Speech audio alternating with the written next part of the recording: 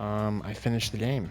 Um, I don't actually know if I'm going to upload all those videos. I made a lot. I recorded the whole thing, but I didn't edit any of them. So maybe I won't because, you know, I would literally just spam my account, my channel with the Masquerade, like 2 videos a day. And I don't know, people,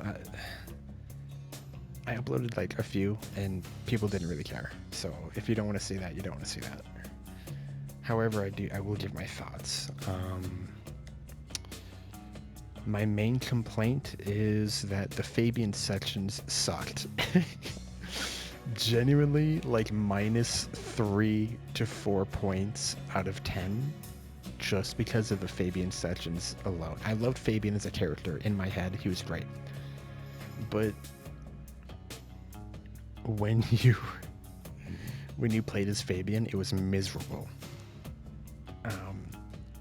So that sucked. Another thing, well, I guess, that was kind of like not the main complaint. I'd say the main complaint, I probably agree with everybody else, is there wasn't really any true freedom. Now, I went into this game expecting Dishonored 2, even. Did I get that?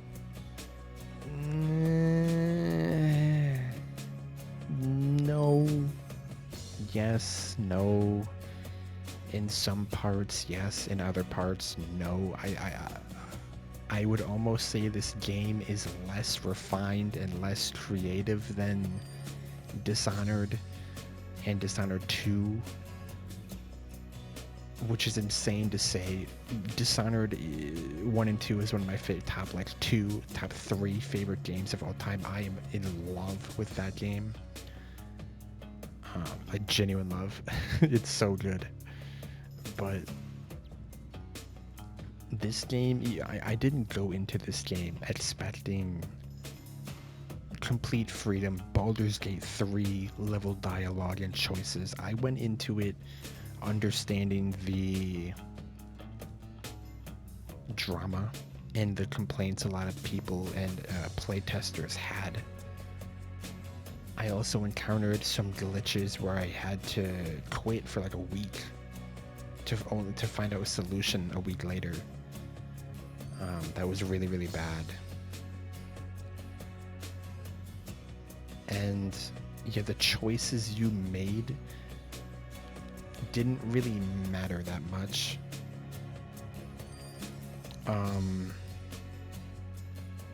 The side quests were completely miserable, and I did like 0 because it was all tedious, and I could see that I wouldn't care.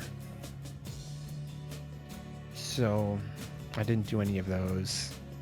The main missions were pretty cool. I enjoyed the story. I think the story was good. Getting to stuff that I did like. I enjoy Vampire. I love the movement. The movement was amazing. I think that I don't know if there's an after credits scene, but the movement was amazing. It felt very, very good. It could have been refined, but it felt very, very good and fun. The story was pretty good. I won't lie. I think the story was solid.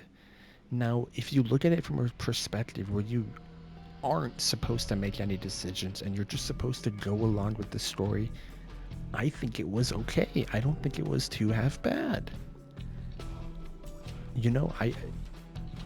I enjoyed it. I think it's a vampire game too, and vampire games, unfortunately, are pretty rare, and it's pretty rare that they do well. I don't know why, but a lot of people don't enjoy vampire games. Me personally, I think they're incredibly fun and can be incredibly creative, especially in Vampire the Masquerade lore. There's a lot going on, and it's a shame that it's not bigger, because I really want more games like this that are like really like a bunch of effort put into it. Even if it's not quite what the fans wanted, it's still effort put into it to bring it to a level where it looks like this. feels like this and has this sort of story that has genuine layers. You know, it's not like the story was, or the plot was thin. It was very big. There was a lot going on. There's a lot of plot, a lot of twists and turns. It's just unfortunate that in terms of choices, where you can, when you're playing a game where you can pick what you say, you expect it to matter and you expect it to have effects and you expect it to mean something, but I'd say 95% of the time you don't actually get to choose anything. And even if you build the right relationships with this person and that person, it's pretty much all the same in the end and doesn't actually change anything. For example, if you're friends with Tali, it doesn't matter. It doesn't matter what you do if you're friends with Tali. It's not changing. If you're friends with Ryong, see, Ryong pretty much hated me at the end, but she died out of my control. I couldn't do anything. Same with Lou. Lou was pretty much killed off screen.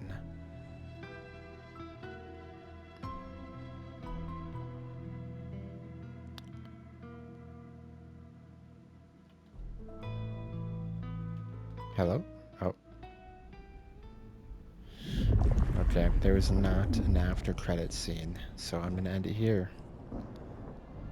Yeah, yeah, I don't know. I don't think I'm going to upload the videos because, well, I just don't want to clog up my channel with that. Because there's so many.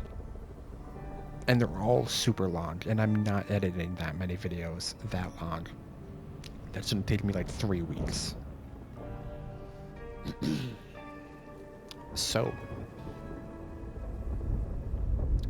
was Bloodlines 2 good? Only if you look at it as a non-choice game, but it presents itself as a choice-based game. It literally says at the beginning, what you say will affect the relationships and what happens in the game, and that is not true. In fact, it's so not true that I can just bring up right now so many instances where it didn't matter. But regardless, I would give it a 4 out of 10. 1, because there were so many tedious things in the game. 2, because your choices did not matter. 3, there were glitches and serious game-breaking bugs. And 4, because